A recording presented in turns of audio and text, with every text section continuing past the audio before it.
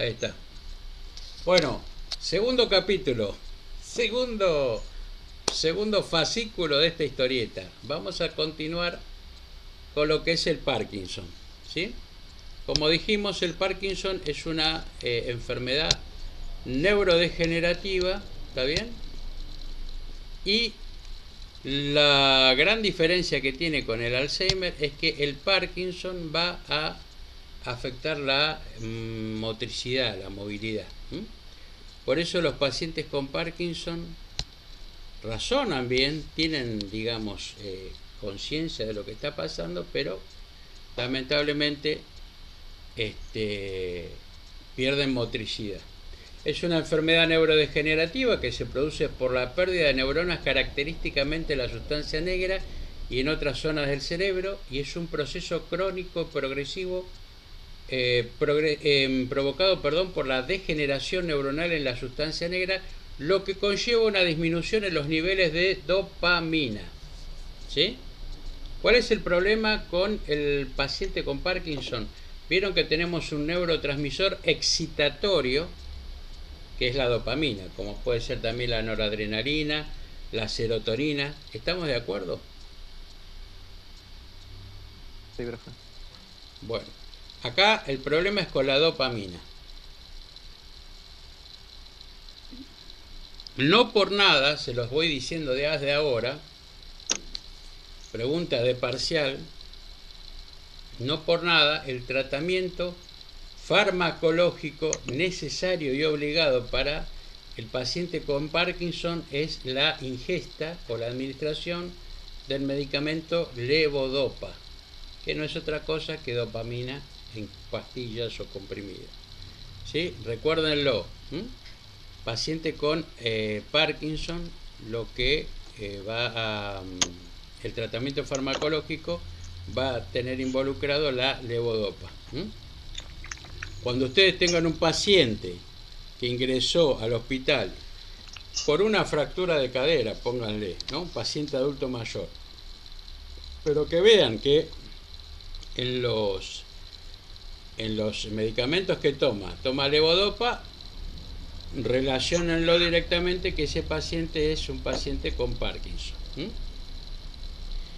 Se altera el equilibrio normal de la dopamina y la acetilcolina, neurotransmisor excitatorio, en el cerebro, y la dopamina deja de inhibir a la acetilcolina. Esta incapacidad de inhibición de la acetilcolina es la base subyacente de las manifestaciones del trastorno. La sustancia negra es una estructura del cerebro situada en el mesencéfalo y su nombre refleja el hecho de que las partes de la sustancia negra aparecen más oscuras, no es porque sea negro el contenido, ¿está bien? Estas son, bueno, estructuras que tienen que ver con la anatomía, que más de uno la habrá visto en anatomía, ¿no? También. Los factores de riesgo: la mayoría de los pacientes superan los 60 años, aunque existe el Parkinson precoz. Pero la mayoría tienen más de 60 años, o sea que estamos hablando de pacientes adultos mayores. Y si viene también la misma pregunta, hay factores genéticos envueltos en muchos pacientes con Parkinson, igual que la herencia étnica y factores ambientales. Acá pueden ver lo que pasa en un paciente con una neurona normal y en un paciente con una neurona afectada por el Parkinson. Ven como la dopamina es mucho mayor en una neurona normal y en el Parkinson se reduce muchísimo la cantidad. No por nada, insisto, vuelvo a insistir, el paciente va a tomar levodopa, que es dopamina, ¿no? ¿Cuáles son las manifestaciones motoras? Bueno, rigidez muscular, temblor que puede ser de diferentes intensidades, hipocinesia, falta de movimientos, dificultad al andar, mala estabilidad. Al comenzar a andar tienen problemas, les cuesta empezar. Si un movimiento no se termina, tienen dificultades para reiniciarlo, para terminarlo. Tienen cara de pez o máscara, por falta de expresión de los músculos de la cara. No sé si ustedes viven, conocen o han visto un paciente con Parkinson.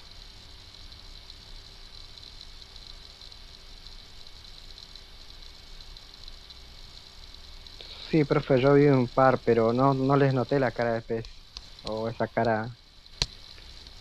Características. Bueno, algunos lo tienen, otros no, pero generalmente es muy característico esto. Igual que la bradicinesia, la lentitud de movimientos. No sé si los vieron caminar, caminan con pasitos cortos, ¿sí? Van caminando como si fueran Chaplin, con pasitos cortos, ¿sí? Y con mucha dificultad, ¿eh? También tienen dificultad para comer, para tragar. No por nada estos pacientes van a padecer o el riesgo. ¿Vieron cuando hacemos un plan de cuidados que tenemos un diagnóstico potencial? Bueno, paciente con Parkinson, riesgo potencial de broncoaspiración por el problema que tienen de glutorio, ¿sí? Inclusive riesgo potencial de caídas o de fracturas, ¿sí? Por este problema en la motricidad y la movilidad. Para alguno que no tiene problemas de motricidad y movilidad, caminar por la ciudad de Buenos Aires no genera ningún problema, aunque a veces sí ocurre, ¿no? Con las calles tan deterioradas. Profe, lo escucho todo cortado yo. ¿Me escuchan todo entrecortado? Es su internet que anda mal, yo lo escucho muy bien. Ah, entonces soy yo, está bien. Sí, y bueno, entonces es Doris. Em, lo que les decía es que, bueno, pacientes con Parkinson que tienen que movilizarse en la ciudad de Buenos Aires con esas calles todas tan deterioradas y todas con desniveles y demás, a veces trae un gran problema porque se caen. Al ser adultos mayores tienen fragilidad ósea o muscular, se golpean, se fracturan y ese es un problema, ¿no? Lo mismo puede pasar en casa, lo mismo puede pasar en el hospital. Por eso una acción de enfermería importante es valorar la independencia y la movilidad, o sea, qué es lo que puede ser y qué es lo que no puede hacer. Y ayudarlo a que no tenga tantos obstáculos por delante. Si está en un hospital, ¿no? Y para ir al baño, ¿no? Y tiene que sortear, no sé, una mesa, una silla, no sé, o tiene los pisos muy encerados, eso dificulta todo. Inclusive si tiene que bañarse y no tiene una agarradera, si no tiene una alfombra antideslizante, si tiene las pantuflas que están mal, o digamos son incómodas porque son o muy grandes o muy chicas, o los dobladillos de los pantalones son muy largos, todas cuestiones que pueden, digamos, hacerle caer o que se caiga el paciente y obviamente provocar una herida, un golpe o una fractura. Todo esto deberíamos evitarlo, inclusive el tema de la luz. Poner al paciente en un lugar iluminado sería lo correcto, lo apropiado, ¿sí? Esta es la cara de pez, o hipomímica, porque parece un mimo, y esto tiene que ver con la rigidez muscular que hay inclusive en la cara. Los pequeños pasitos, ¿sí? Y el balanceo de brazos, muy característico en pacientes con Parkinson.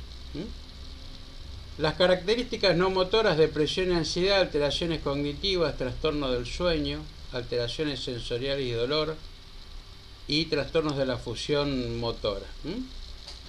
Acá también tenemos un estadio con ausencia de síntomas patológicos, y en el estadio 5 el paciente ya necesita ayuda para todo y permanece en cama o sentado, ¿sí? Eso es lo que tiene que ver con este tipo de pacientes. El tratamiento, dijimos, es con levodopa. Recuérdenlo, es una medicación que es necesaria para este tipo de patologías. Y bueno, acá dice las dosis recomendadas o las dosis iniciales. También enlentece los síntomas. Recuerden que es una patología neurodegenerativa crónica, o sea que va involucionando el paciente, no va evolucionando para bien, ¿sí? Cuidados de enfermería, bueno, está contraindicado en pacientes con glaucoma de ángulo estrecho, lesiones de piel no diagnosticadas y antecedentes de hipersensibilidad. Usar con precaución en pacientes con antecedentes cardíacos, renales, hepáticos, embarazadas y lactantes. Verificar obviamente la función hepática y renal. Esto cuando uno tiene en cuenta que toma levodopa, ¿no? Que puede tener cierta nefrotoxicidad o hepatotoxicidad, ¿no? O sea que puede afectar tanto el riñón como puede afectar el hígado. Valore las constantes vitales, ¿por qué? Porque la respiración puede producir hipotensión y taquicardia, ¿no? La ingesta de levodopa. Controlar que pacientes no duerman excesivamente, presentan espasmos oculares, movimiento involuntario, temblores de mano, estreñimiento, sequedad de boca. Otro riesgo potencial del paciente parkinsoniano, el estreñimiento, por eso, ¿qué se les ocurre cuál sería la dieta para este tipo de pacientes, ¿no?, más adecuada?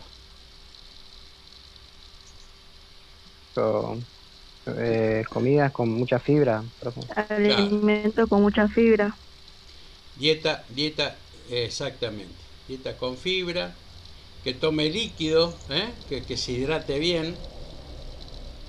Paciente con Parkinson no le va a decir, y menos un adulto mayor, che, tengo sed, me das agua, o lo ven tomar.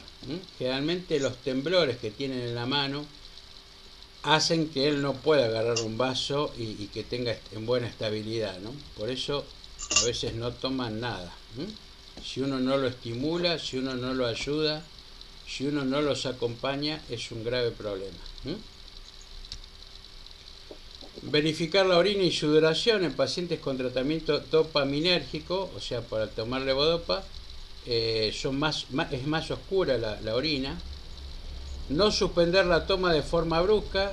¿Qué pasa a veces cuando hay pacientes hospitalizados que, por ejemplo, son hospitalizados por una fractura de cadera? El traumatólogo, el médico traumatólogo, se va a preocupar y ocupar de la fractura de cadera y se va a olvidar completamente de lo que es la medicación de base por su patología de base, que es el Parkinson.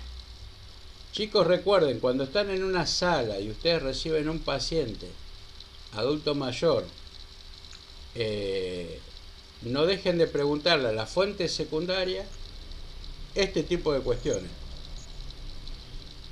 Para la persona que está acompañando a esa persona, sea el hijo, sea un amigo, sea quien sea, discúlpeme, ¿el paciente sufre o padece de algún problema neurodegenerativo?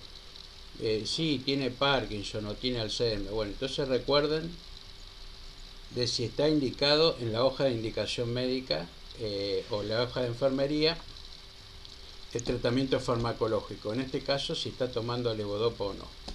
¿Por qué? Porque hay problema para cuando uno suspende en forma brusca ¿cómo se llama?, la medicación, y por eso se debería tener presente esto. Muchas veces hemos tenido pacientes que están 3, 4 días o 10 días y el médico traumatólogo jamás le preguntó si tenía Parkinson o no el paciente, y hace 10 días que no toma la levodopa.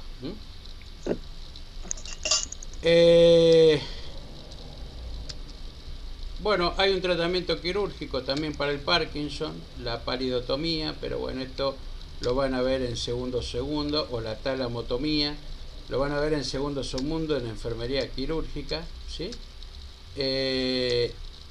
Cuidados de enfermería, información a los pacientes, acciones encaminadas a mejorar las complicaciones crónicas del tratamiento, ¿sí? Acá tiene que ver con el test de ortostatismo, o sea, cuando tiene hipotensión ortostática. Paciente con Parkinson que se moviliza rápido, que uno lo moviliza rápido, cuando lo cambia de posición, y muy factible que se hipotense.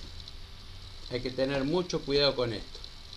Si tengo un paciente con Parkinson que lo voy a ayudar a que vaya al baño a orinar, por ejemplo, o a defecar, cuando lo movilizo, cuando lo siento o lo ayudo a sentarse al borde de la cama, espero unos segundos hasta que él se estabilice la tensión arterial, ¿sí? Cuando él no está mareado, que no está pálido, sudoroso, que comience la caminata y obviamente yo lo acompaño, ¿sí? Bueno, acciones encaminadas a mejorar la autovalencia del paciente. Dijimos que hay que valorar qué es lo que puede hacer y qué es lo que no puede hacer y ayudarlo en lo que sí y en lo que no, ¿no? Hábitos higiénicos, bueno, muchas veces hay que realizar higiene y confort, higiene perineal y demás.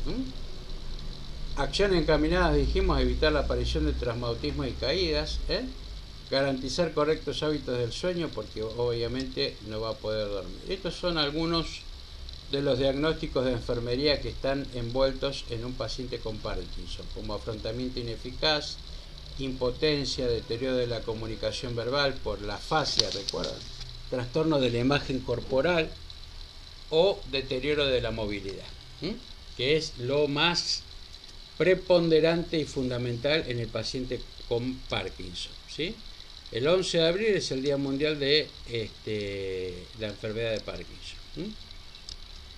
Y estos son algunos personajes, ¿no?, célebres, como Mohamed Ali, ¿no?, un boxeador que no todos lo conocen porque son muy jóvenes ustedes, pero que fue una leyenda del boxeo y que, bueno, tuvo Parkinson. Oberugo Carámbula también, que fue un cómico uruguayo. Michael Fox también tiene Parkinson, está luchando contra el Indio Parkinson. Solari. El Indio Solari también, es verdad. Robin Williams dicen que le detectaron Parkinson y no pudo enfrentarlo como debiera y se suicidó por eso. No quería verse como tan deteriorado. Bueno, esto es lo que tiene que ver con el Alzheimer, el Parkinson. ¿Se entendió hasta acá esto, no? ¿Sí? Profe, Sí. yo no entendí la parte que estaba metido la acetilcolina en la unión con los músculos. No sé si lo puede volver a explicar. Acetilcolina. Sí, tiene una parte excitatoria, la acetilcolina, y la dopamina la inhibe, ¿no?, en lo que es el Parkinson. Pero bueno, por eso a veces se toma anticolinérgicos, o sea, para inhibir a la acetilcolina.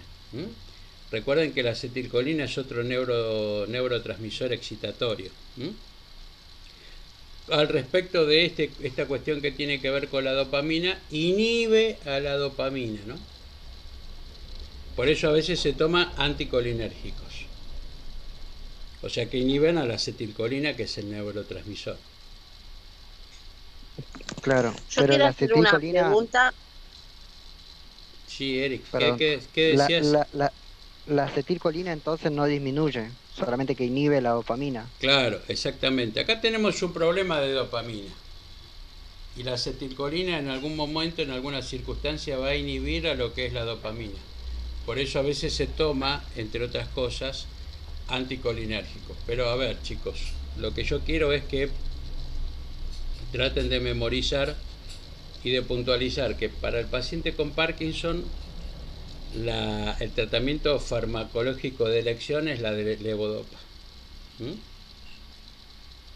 Bueno, profe, gracias. Aunque bueno, puede haber alguna otra medicación, ¿no? Sí, Doris, ¿qué Profe, una decís? consulta. No, yo quería saber porque dice que la intoxicación por monóxido de carbono o cianuro también puede causar Parkinson. ¿En dónde? En el libro dice eso. Bueno, no sabía. No sabía. Quería saber por qué. Y no, no sé, porque te digo la verdad, no encuentro la relación. ¿Dónde lo leíste? ¿En el Porque Lemoné? ¿En qué página? acá en el Lemonet dice, la intoxicación por monóxido de carbono o cianuro puede causar también Parkinson secundario. Mira, mira qué interesante. Bueno, buenísimo. ¿Pero eso lo leíste porque leíste Parkinson o porque estás con monóxido de carbono? No, estoy en el paciente con enfermedad de Parkinson. Ah, mira, La página 1635 está. fantástico. Bueno, muy bien, buen dato. Profe, una consulta. El Power que acaba de pasar no está en la plataforma. Yo no lo encuentro. El de Parkinson no. Ahora después El- lo voy a colgar porque en realidad lo que está es en los libros. ¿Mm? Sí, sí, sí. Eso lo vi, lo leí, pero Bueno, no, yo que el Power. bueno, bueno, está bien. Ahora después se los voy a agregar. ¿Mm? Gracias, profe. Eh, bueno, entonces tenemos eh, patologías neurológicas neurodegenerativas crónicas. Alzheimer, por un lado, que tiene que ver con un deterioro cognitivo, y Parkinson, que tiene que ver con un deterioro en la movilidad. ¿Sí? ¿Está bien? Alzheimer, tratamiento farmacológico, dijimos ribastigmina o memantine, ¿no? Inhibidores de la colinesterasa o inhibidores del glutamato.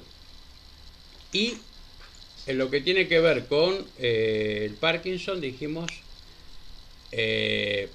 medicaciones que ayuden a que prepondere o que abunde la dopamina. ¿Por qué? Porque hay una inhibición y que hay una reducción de la dopamina envuelta. Por eso hay problemas de la motricidad o movilidad, ¿no? Y ya vimos todos los problemas que pueden haber ocasionados con esto. Vamos ahora a adentrarnos en lo que es las otras dos patologías que son desmielinizantes. Para ello, esperen que quería compartir con ustedes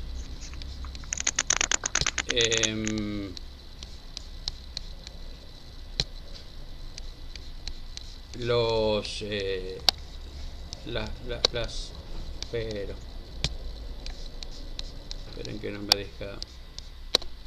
Bueno.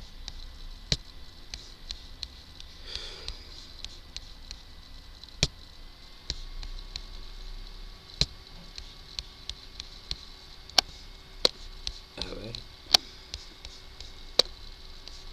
bueno, no me deja abrir esto que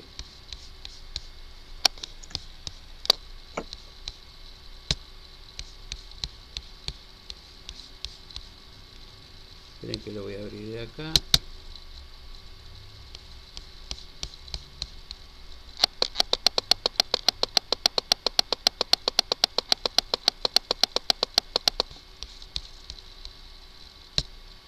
Esto tiene que ver con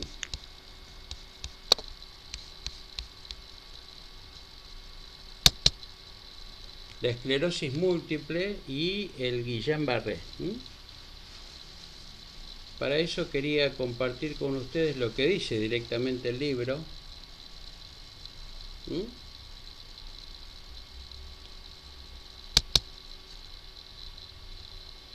Sobre esclerosis múltiple y sobre Guillain-Barré. Por lo pronto, la característica fundamental de estas patologías es la falta de mielina. Bien, voy a compartir pantalla y voy a compartir con ustedes el capítulo 46, que lo tienen en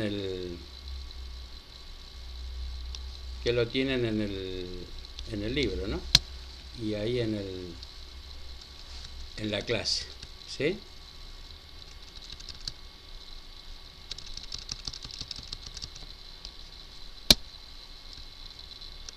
Bueno, parece que la computadora hoy está un poquito lenta. Un poquito lenta.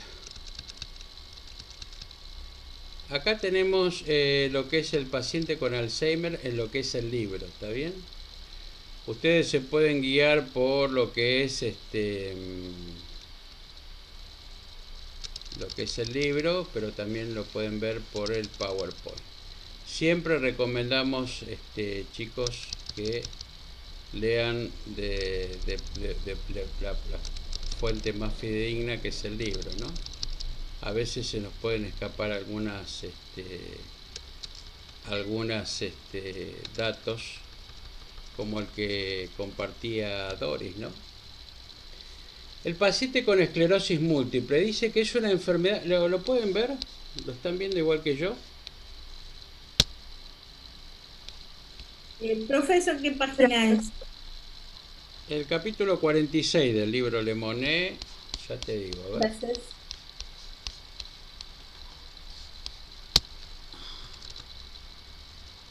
(1626). No sé si lo tienen ahí y lo fotocopiaron. Sí, profe, gracias. Dice que la esclerosis múltiple es una enfermedad neurológica desmielinizante del sistema nervioso central. Vieron que yo les dije que afecta al sistema nervioso central, a diferencia de lo que es el Guillain-Barré, que afecta al sistema nervioso periférico. ¿Está bien? O sea que afecta cerebro, nervios ópticos y médula espinal. Asociada a una respuesta inmunitaria anómala ante un factor ambiental. ¿Sí? O sea que es un proceso autoinmune a partir de un factor ambiental que no se sabe, no se puede determinar a ciencia cierta cuál es, pero que el cuerpo reacciona ante ello y se manifiesta de esta forma. Las manifestaciones de la esclerosis múltiple varían según la zona del sistema nervioso afectado. Su inicio puede continuar con una remisión total, siendo difícil su diagnóstico. Aproximadamente en el 60% de los pacientes, la enfermedad esclerosis múltiple, se caracteriza por periodos de agravamiento cuando las manifestaciones están muy pronunciadas, seguidos de periodos de remisión cuando los signos no se manifiestan. O sea que hay un proceso de exacerbación de los signos y síntomas en la esclerosis múltiple, y hay un momento que remiten. O sea, hay un momento que la persona puede moverse, puede desplazarse, puede llevar a cabo sus actividades diarias, y hay otro momento que es incapacitante total. ¿Sí? La incidencia y prevalencia dice que se produce normalmente entre los 20 y los 50 años. ¿Ven? O sea que, ¿de qué adulto estamos hablando? Adulto mayor joven. Adulto joven.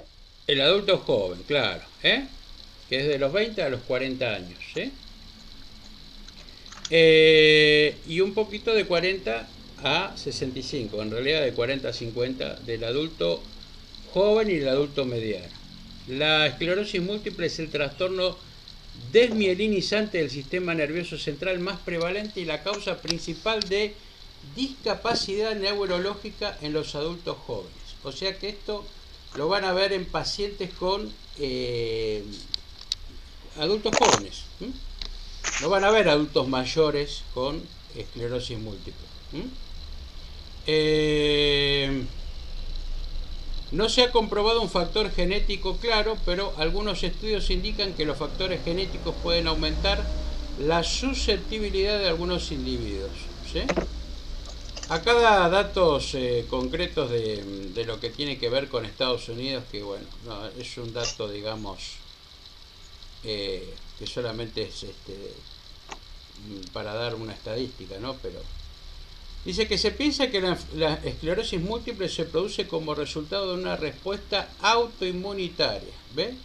Frente a una infección viral anterior en una persona genéticamente susceptible. La infección, que supuestamente se produjo en las primeras etapas de la vida, activa las células T, que dice normalmente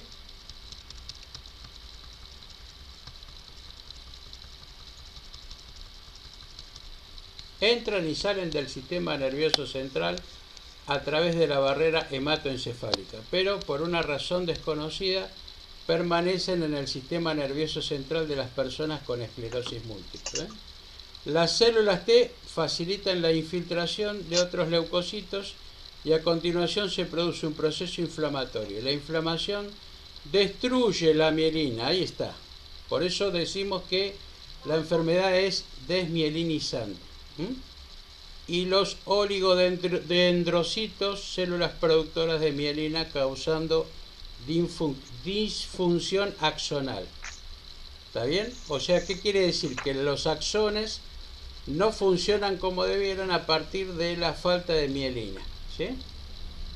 Y acá, para que tengan una idea, dice: las vainas de mielina son cubiertas adiposas y segmentadas que normalmente protegen y aíslan las fibras nerviosas y aumentan la velocidad de la transmisión de los impulsos nerviosos, que era lo que les decía. En la esclerosis múltiple se destruyen estas vainas de mielina de la sustancia blanca de la médula espinal, del cerebro y del nervio óptico en unas zonas a lo largo del axón, denominadas placas. La desmielinización de las fibras nerviosas disminuye la velocidad y altera la conducción de la transmisión de los impulsos. Las neuronas afectadas normalmente por la esclerosis múltiple están situadas en la médula espinal, el tronco encefálico, las regiones cerebrales y cerebelosas y el nervio óptico. No por nada el paciente con esclerosis múltiple va a tener diplopía. ¿Vieron cuando el paciente ve doble? ¿Por qué? Porque está afectando el nervio óptico. Otra de las manifestaciones, que acá lo van a ver bien graficado, creo que está acá. Esperen que...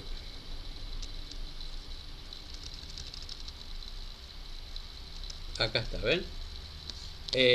Algunos de los efectos de la esclerosis múltiple, ¿ven? Por ejemplo, neurológicos, inestabilidad emocional, euforia, depresión. Pacientes con esclerosis múltiple van a tener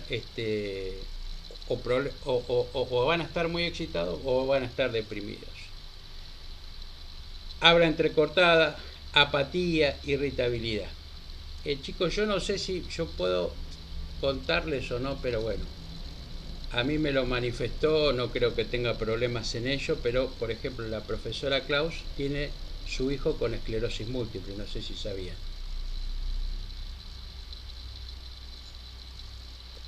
No, la verdad que no, profe. No sabíamos. Bueno, y cuando comenzamos a trabajar en el 2016 juntos y se le detectó la esclerosis múltiple en el hijo, fue un problema grave, importante. No solo para él, para este chico jovencito, creo que no sé si tenía 19, 20 años, sino para ella también. Lo sufrió muchísimo y lo sigue padeciendo, ¿no? Por eso le digo, no sé si se los va a contar, pero bueno, para mí, cuando yo preparé esta clase hace un par de años atrás, que ella me contara todo esto, lo que vivenció, fue muy revelador, ¿no? Y es lo que me cuenta ella, ¿no? Que lamentablemente a veces el hijo tiene pozos así depresivos, cuadros depresivos, que obviamente le afectan y afectan mucho. Inclusive esto, diplopía, ven acá los ¿cómo se llama? Signos sensoriales visuales, ven que dice vista borrosa, diplopía. Es lo que le pasa a él, ¿no? Que no puede ver bien. Digestivos, disfagia, dificultad para masticar, dolor con espasmos, entumecimiento, parestesias. O sea, cuando la enfermedad se exacerba o aparece con todos estos síntomas y es muy doloroso a nivel muscular, ¿no? Porque aparece el entumecimiento, la parestesias, o sea, el hormigueo, el quemazón, la disminución de la sensibilidad a la temperatura, todo este tipo de cuestiones. Ven acá osteomusculares, fatiga, debilidad en las extremidades, temblor intencional, espasticidad, atrofia muscular, arrastre de un pie o pie caído. Por ahí, si cuando hablan con ella se los comenta, van a ver qué revelador es todo esto, porque es lo que le pasa a su hijo, pobre, ¿no? Que a veces camina, cuando ella ve que está en un cuadro agudo, ella ve cómo arrastra el pie, ¿no? Para caminar su hijo. Todo esto son los signos y síntomas del paciente con esclerosis múltiple. Y obviamente dijimos que tiene que ver con, por eso es tan revelador esto, porque es un chico joven, no tendrá ni 24 o 25 años. Y créanme que cuando a uno se lo diagnostica con esclerosis múltiple, la vida le cambia muchísimo, ¿no? Porque las perspectivas y las esperanzas y, no sé, los proyectos que uno tiene de vida, a veces uno tiene mucho miedo y ve todo negro, todo oscuro, hasta que, bueno, después puede salir adelante. Hay un relato muy, pero muy positivo, muy esperanzador, de un triatlonista. ¿Vieron esos que hacen triatlones? Que tienen digamos, un despliegue físico muy importante, y de hecho tienen una preparación física muy importante. Bueno, hay un triatlonista marplatense, me parece, que se llama Champomier. Búsquenlo, googleenlo, Champomier se llama.